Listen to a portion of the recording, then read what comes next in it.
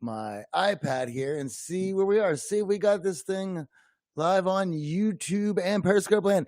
If you are watching this from YouTube or Periscope, shoot me a message, as that's how I know that you're watching, as I'm restreaming this. Hello, Chantel1984 and Tally. How are you doing? And Chiropractic DC in the house. Everyone is tuning in. This is great. What a lot of crazy stuff going on as usual. Wow. Here's the thing, guys.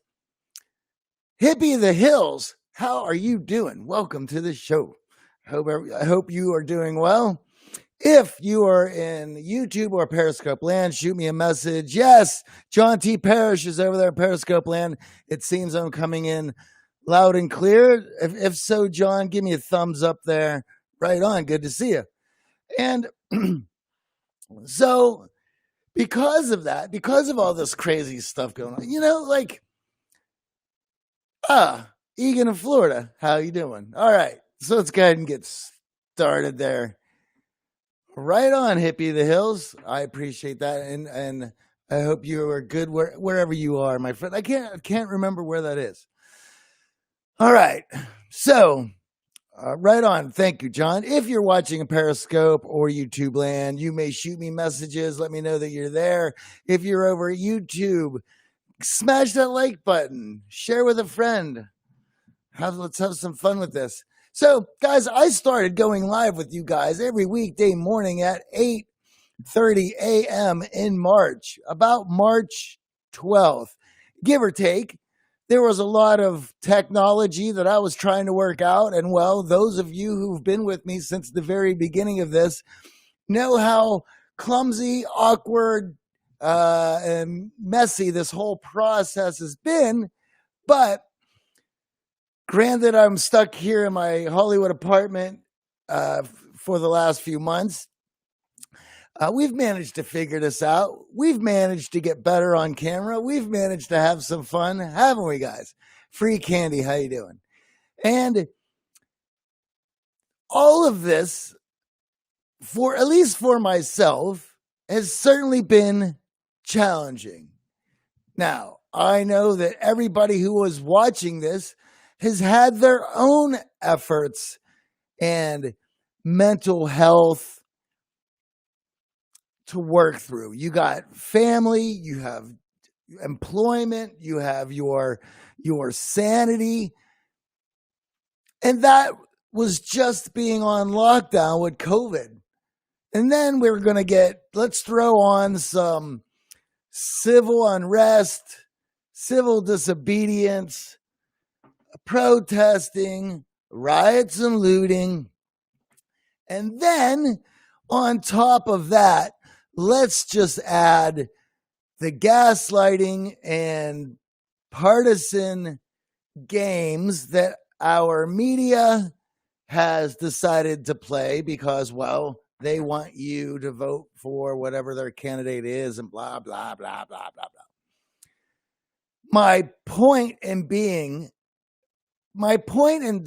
starting with this is that all of us has had our mental health challenged in the last few months. It's just part of it. So we have COVID. We have the election here in America. We have the civil unrest.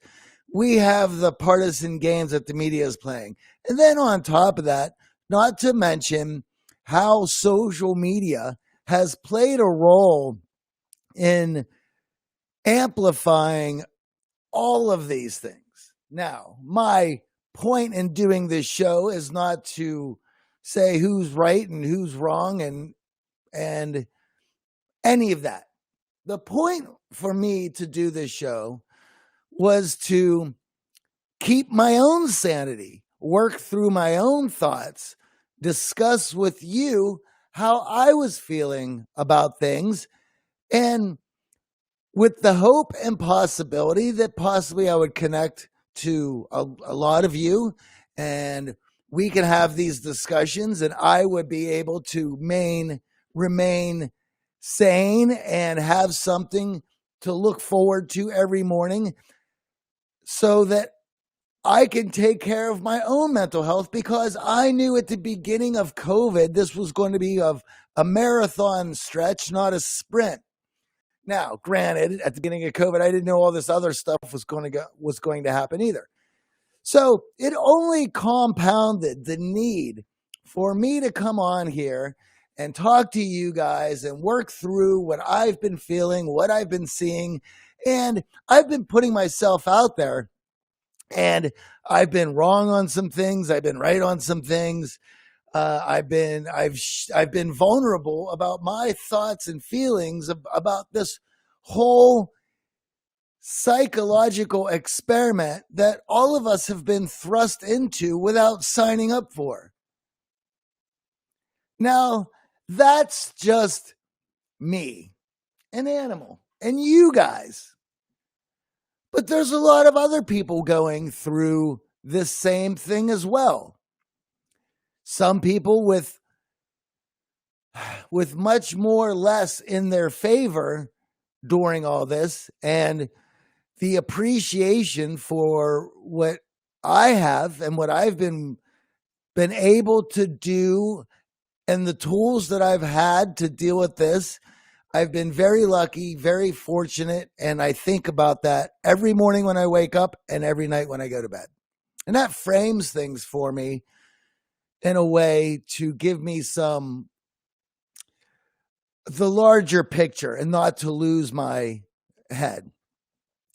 However, there are folks who have less, who are trying to deal with this, and there's also people with a lot more. But to say that the people who have a lot more are immune to the psychological experiment that is in play here is just wrong. Because I agree with that old adage, more money, more problems. And so, which brings me to my topic today, which we're all in this. We all have to deal with this. We all are dealing with this from different places. But money does not make you immune to the psychological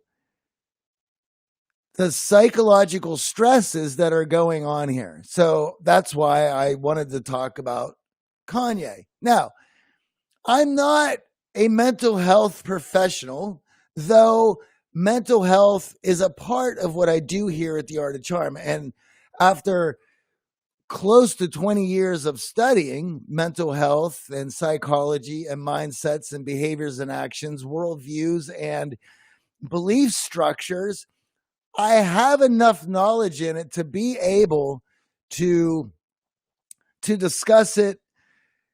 Well, at least from my point of view. I'm only going to be able to discuss it from my experience. Now, some of you guys have saw yesterday that Kanye was tweeting out, and he tends to tweet a lot, and a lot of times what to the normal person who is utterly disconnected from Kanye's life, it can seem like disjointed, shoot from the hip sort of tweets. Eric says bipolar and a troll, not a good combination. Well, that's the point of this. My thought in talking about this wasn't to mind read what's going on with Kanye or to read into his tweets. I'm not going to do that, and I don't think that's fair, and I don't like when people do that to me.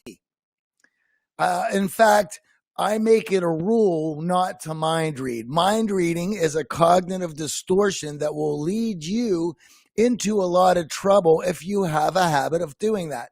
So let's detach from that. We're not going to do that. John says, is it safe to say that I won't? John says it's safe to say that he won't be voting for Kanye. Well, yeah, despite all of that, my point in talking about this is that everybody Oh, Tally says he's dropping an album this week. Well, that would certainly, he does play the media hype PR promotion game very well. He has done that throughout his whole career. And this could be a complete PR stunt to get eyeballs. And as I mentioned, that's a what if, or it could be, but I'm not going to mind reading. I'm not going to say that it is. What I wanted to discuss was that a lot of us, all of us, are having a day-to-day challenge of keeping our wits about ourselves. And if we have been struggling with mental health or just our own mental well-being on a day-to-day basis, well, then something like COVID is not going to help, let alone civil unrest, partisan games by the media, and an election year that is obviously incredibly contentious. And so all of us are being tested to extreme limits right now. It is important for everybody to realize that whether you have a lot of tools and resources at your disposal while you're doing this, or not many at all, or none at all, is that everybody is being tested to some degree or another. And it's going to be quite normal to see people be a little bit frustrated and snap and have episodes of coming unglued. I can honestly attest that there are some days that I don't feel that I'm at my best and that I am struggling. And I like to think that I have a lot of tools and resources at my disposal and an awareness of myself and through the work that I do to be able to stave it off and to deal with the emotions as they come and work through them with the tools that I have. But not everybody has those tools or understands how to use them. So we see Kanye tweeting out a bunch of stuff, and what I definitely, if it's a hype game for his new record, well, that's one thing. But what I saw was somebody who was just grappling with everything that's going on, and then with an album, and then he's going to put out a run for presidency. I mean, how about this, guys? Let's say that all of what happened yesterday and over the few weeks has just been him getting the hype machine moving for his latest record release, his latest drop. I would say that is I'm missing the right word, but I guess what I wanted to say, advantageous. He's really working hard to do all this work then for a promotion of a record that's about to drop with everything that else is going on. I mean, you could say that he's definitely reaching. But my point is that no matter who you are as a human being, you have your limits, and we're all being tested right now. And we need to give people some space and some leniency is not the right word, but some compassion and empathy for what everybody is going through. Now, why I bring this up, because in my past, I have had to experience people who were working through psychotic breaks. And even as a young man, when I was in my 20s,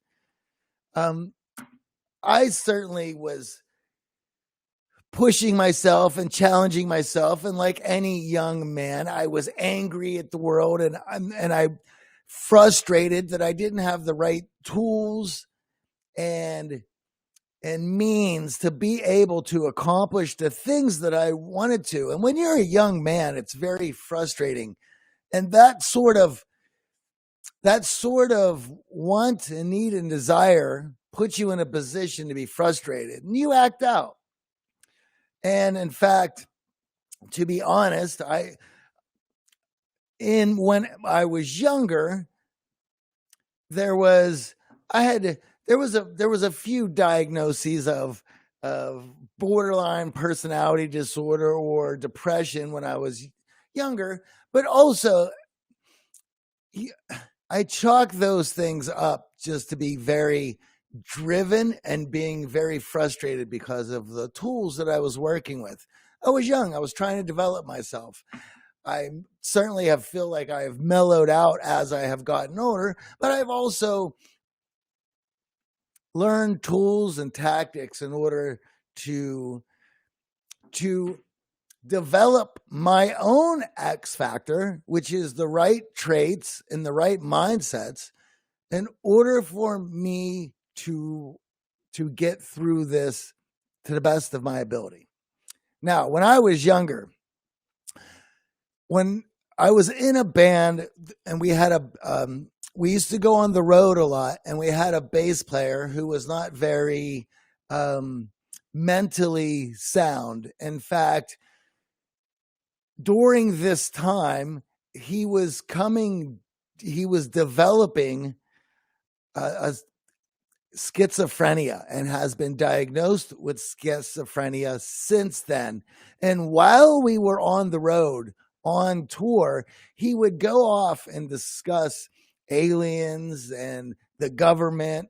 And at the very beginning of his psychotic break, at the very beginning of him developing this mental condition, the conversations when you're in a van with somebody for hours at a time on tour and you're kind of zombied out because you're not really eating or sleeping right, you're up partying a lot.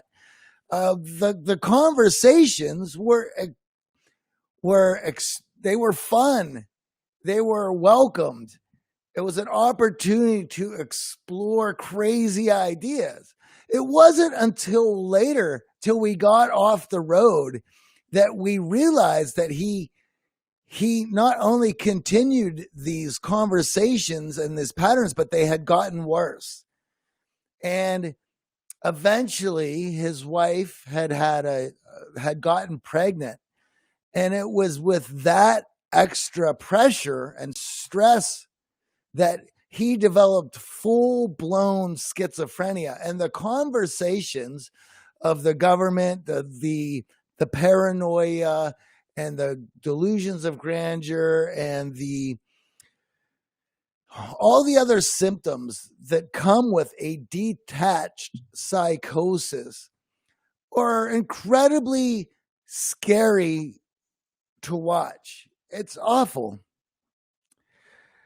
Amal Morgan says, I love you, Johnny, and I'm following you from Algeria. Well, thank you very much. I very much appreciate that. You see, guys, somebody loves me from Algeria. That's so cool. Tally says, maybe the drugs contributed to his breakdown. Well, there is a lot of consensus about a lot of the drugs that we use to treat a lot of these psychoses and a lot of these mental health problems. And for a lot of people, they tend to have an opposite effect, or you tend to build up a resistance or a tolerance to the drug, and you need more and more, and then you move to the next level. When I was younger and I was dealing with BPD, the doctors wanted me to go on meds. And I remember saying that if this is who I am and this is something that I'm dealing with, I'm going to learn how to deal with this on my own. Now, one of the things about borderline personality disorder is a lot of people tend to get over it as they got older. And I don't even know if I could say that was something that I definitely did have. I was a rambunctious, insane young man when I was young who had great aspirations in life. So, a psychologist could say that perhaps all of this energy and excitement and zest for the world was was manifested itself in a certain way. Yeah, I don't know. My point in being is I wanted to develop tools that would allow me to work at my best being the person that I am, and I that was important to me. Now, not to say that other people who have these mental health issues should not be taking meds. That's not what I'm saying at all. In fact, there are some people who need these meds. And in fact, from what the press and media says, Kanye is one of those people. I'm not here to say he is or he isn't. My point being, that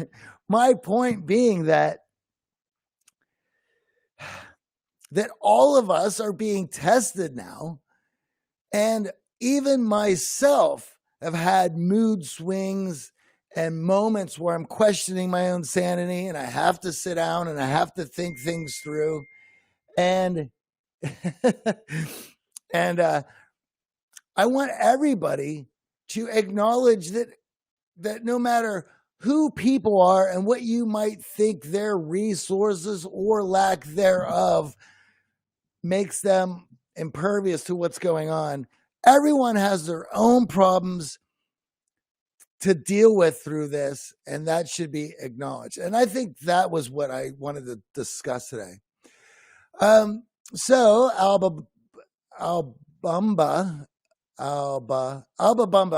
says, I don't know if it is just the mental health issues for him, though. There is definitely a lot of public pressure that opposes his right-wing views, which some are extreme. Well, let's see if we could talk about that without getting me in trouble. As I mentioned before, I have some left-leaning views, some right-leaning views, some libertarian views, and he is definitely an individual who believes a lot of things that I think a lot of people would deem controversial, and mainstream media would definitely want him to shut up about. And that doesn't make him feel very good. In fact, he has stressed his basic frustrations with that he as an individual is frustrated that he can't speak his views and his ideas without being told to shut up. Now, no, I can tell you right now that I certainly don't like that either.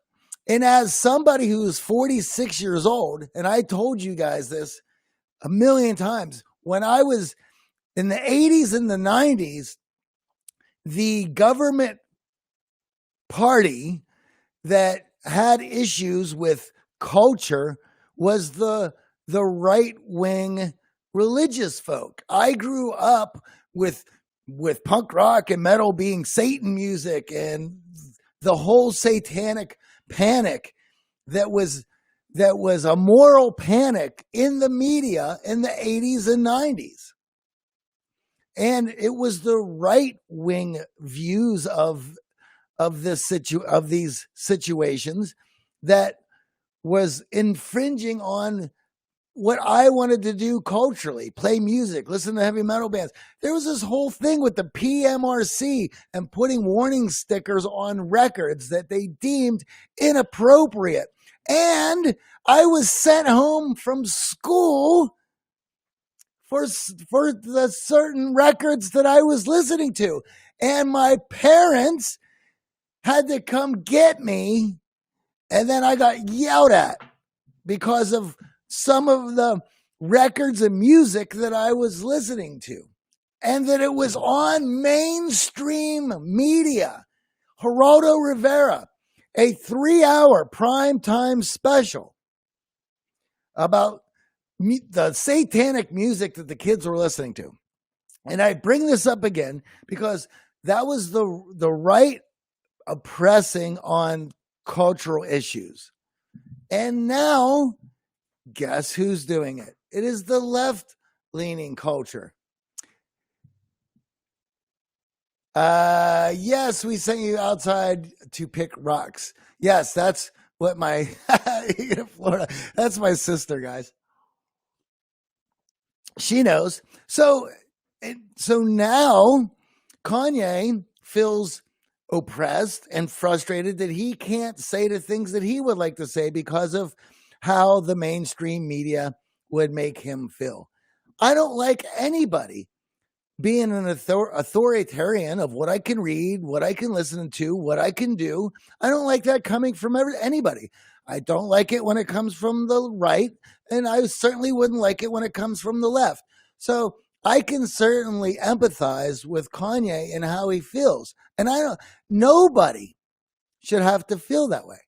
All right. People are so easily manipulated by the media, sensationalism, 100%, Eric John.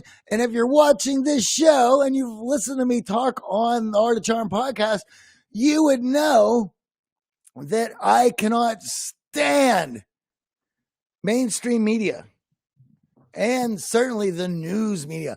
I think they all have an agenda. They all would like you to believe something. And if you think outside the box of one or two parties, then they try to push you into one of their boxes. And I don't buy that. And on top of everything else that is going on with this world, we have that. Now, to me, I feel bad for Kanye. I feel bad for anybody who feels pressure to any mob about how they spend their time and what they think and what they believe. As we talked on and discussed on this show, your well-being and your success depend on your world view and the lenses that you use to maneuver through this world to build your life worth fighting for. And that world view is constructed by you and your experiences and the knowledge that you have. And so if you want to change that worldview or have a worldview that is not consistent with somebody else and they start putting pressure on you to buy into their worldview, well, that's on them. That's the kind of stuff that I don't like. And that's why I love free speech, so that you can work out what is the best worldview in order for you to bring successes and well-being and happiness to your life and everybody around you. That's what's important. All right. So if you want to learn more about those mindsets and the right skills and how to implement and develop those into your life over the next year with AJ and I on our X-Factor program that meets weekly, well, all you have to do is send me a message on Twitter or Instagram and send me the word X-Factor, and I will send you a free training, and you can check that out. And if you're interested more, we can talk, because it is rad. We meet every Sunday, and everyone is held accountable, and we are pushing you to the best worldviews, to the best knowledge in order for you to be the most happiest and the most successful, and to cause a ripple effect into the people around you. The better you are, the better your world is. Do you guys have anything about negotiation and sales? Yes, Vaughn. Check out the podcast. If you do a search, there's in fact, if you write me, just shoot me a little message and I will send you to a couple podcasts that we did that I really enjoyed. One is with John Livesay. I can't remember. There's a bunch, but I need to look, and I will be happy to get those over to you. So, guys, I gotta go. I believe I will be here tomorrow at 8:30 a.m. again. Looking forward to seeing all you guys. If you have questions or you have topics you would like me to discuss, shoot me a message. I want to hear from you guys. Also, remember, everyone's going through this. Everyone is dealing with this in their own way, and this is messing with everybody. Just because somebody might have money does not mean they're immune to the psychological stresses that all of this is playing on their mind. So, thank you and appreciate you guys all tuning in today. Shoot me some messages. Let me know what you'd like to hear about. And if you want to learn more about our X-Factor program, which is a year-long mentorship program, just shoot me a message. I will get up with you guys. Just shoot me the message, X-Factor. All right, guys. You have a wonderful Tuesday. Go kick ass, be awesome, and enjoy it. See you guys.